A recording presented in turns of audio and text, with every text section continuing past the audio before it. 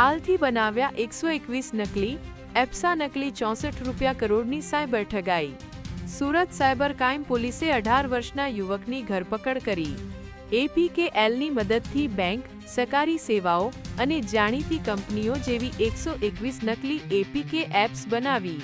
આ એપ્સ દ્વારા દેશભરમાં આશરે 64 કરોડની સાયબર ઠગાઈ કરવામાં આવી। ઠગાઈનો શિકાર બનનાર લોકો ભારતના અલગ-અલગ રાજ્યોમાં। સુરત સાયબર ક્રાઇમ મોટી કાર્યવાહી। 4 સાવધાન રહો, સુરક્ષિત રહો। વોટ્સએપ, ટેલિગ્રામ કે એસએમએસ પરથી મળતી એપીકે ફાઇલ ક્યારેય ડાઉનલોડ ન કરો।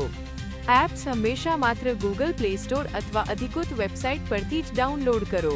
અજાણી એપ જો ઓટીપી, એક્સેસિબિલિટી અથવા સ્ક્રીન શેરિંગ જેવી પરવાનગીઓ માંગે તો સાવચેત રહો। ટવ્ય પ્રતાપ, નીટ 24 ન્યૂઝ બરવાળા।